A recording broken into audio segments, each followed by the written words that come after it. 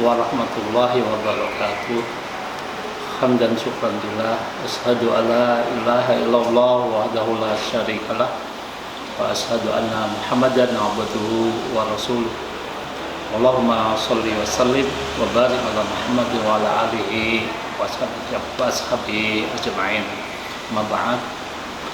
Kaum muslimin pemirsa rahimakumullah, bahwa sering di dalam kita melaksanakan peribadahan, melaksanakan amalan din kita itu, kita dihadapkan dengan adanya fitnah. Dengan pengertian fitnah adalah sesuatu yang menjadikan amaliyah agama kita menjadi buruk, sesuatu yang menjerumuskan kita ke dalam dosa. Itulah fitnah. Dan para ulama membagi fitnah itu menjadi dua, yaitu fitnah syahwat dan fitnah syubhat.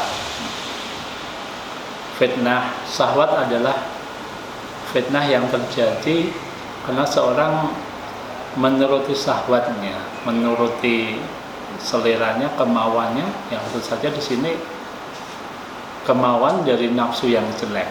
Sebagaimana Nabi Yusuf alaihissalam itu menyatakan, inna nafsa la'amaratu bisu illa rahimah rabbi. Sesungguhnya nafsu itu hanya memerintahkan untuk kepada sesuatu yang buruk kecuali nafsu yang dirahmati oleh Allah. Fitnah syahwat ini seperti seseorang melakukan maksiat karena menuruti nafsu mereka, seperti seorang berzina, seorang minum khamr, seorang mencuri, korupsi. Sehingga terjadinya maksiat itu karena dorongan ingin memuaskan nafsu mereka. Itu fitnah yang pertama. Sedangkan fitnah yang kedua adalah fitnah syubhat. Itu menjadikan agama ini menjadi melenceng, menjadi keluar dari yang semestinya. Fitnah syubhat bisa dicontohkan seperti seorang yang berbuat bid'ah, menambah-nambahi agama, mengurang-urangi agama. Bisa juga berupa seorang yang berbuat syirik, menyekutukan Allah. Bisa juga seseorang yang mempunyai suatu pemikiran yang menyimpang, seperti Ahmadiyah, seperti Syiah, seperti paham-paham Mu'tazilah, Murji'ah dan sebagainya. Termasuk juga seseorang yang ingin mengarahkan agama itu diamalkan secara subjektif. Misalnya agama disesuaikan dengan kedaerahan, misalnya Islam Nusantara misalnya, itu yang masuk ke dalam bingkai fitnah syubhat. Nah, di sini bagaimana cara untuk mengantisipasi dari fitnah? Fitnah syahwat itu antisipasinya dengan menguatkan keimanan kepada Allah Subhanahu wa ta'ala. Ada sebuah hadis, la yazanil abdu hina yazani wa huwa mu'min. Tidaklah seorang hamba itu berzina sedangkan mereka berzina itu dalam keadaan beriman. Wala yasriku hina yasriku wa huwa mu'min. Tidak seorang itu mencuri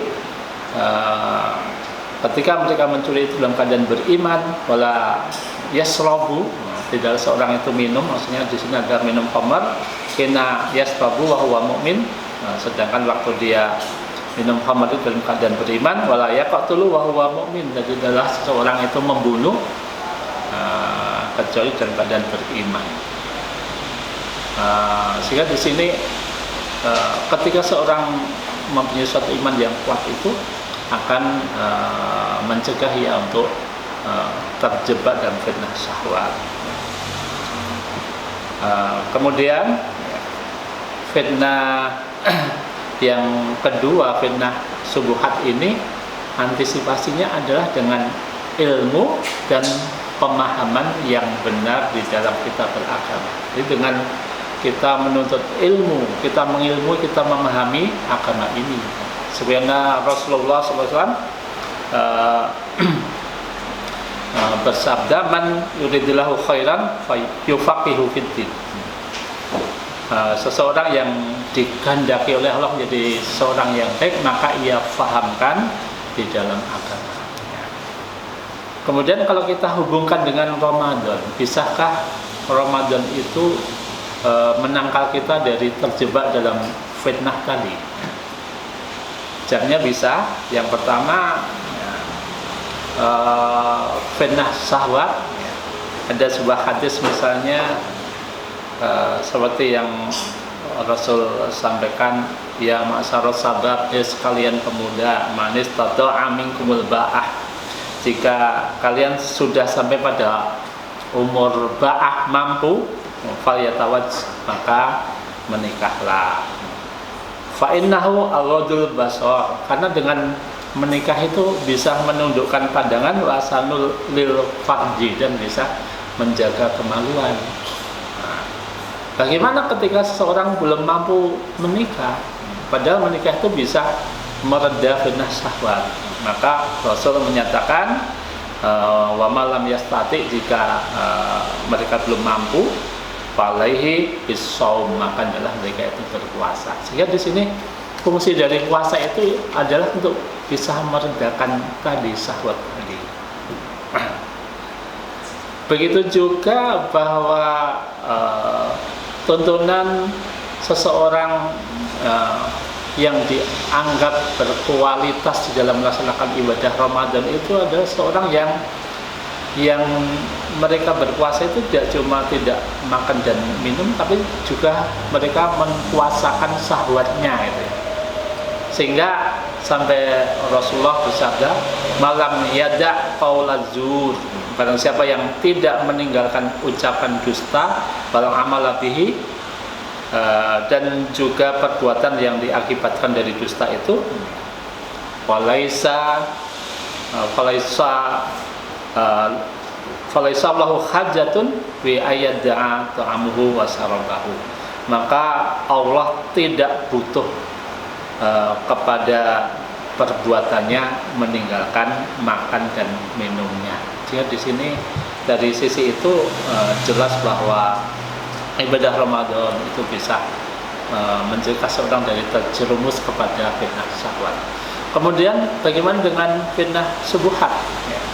Fitnah subuhat itu antisipasinya adalah hanya dengan kita mengilmui dan memahami agama ini. Sedangkan kita tahu bahwa ketika di bulan Ramadan itu betapa intensitas kajian-kajian keislaman itu luar biasa. Dalam kondisi tidak ada suatu musibah wabah virus seperti sekarang ini, jadi mereka memanfaatkan kajian-kajian di event menjelang iftar, di kultum tarawih, di kuliah subuh, dan juga yang lainnya. Bahkan dalam keadaan kita terbatasi karena adanya wabah pun masih bisa kita kita gelar suatu kajian dengan video streaming atau dengan YouTube, yang jelas dengan keberadaan Ramadan ini kajian-kajian keagamaan itu akan meningkat, yang itu akan menggiring seseorang untuk menjadi memahami agama ini, sehingga bisa menghindarkan diri mereka dari fitnah subuhat yang bid'ah, kemudian menjadi mengerjakan amalan sunnah yang syirik, menjadi tauhid yang menyimpang menjadi lurus. Demikian yang bisa saya sampaikan, kurang lebihnya mohon dimaafkan. Bila hidayah. Assalamualaikum warahmatullahi wabarakatuh.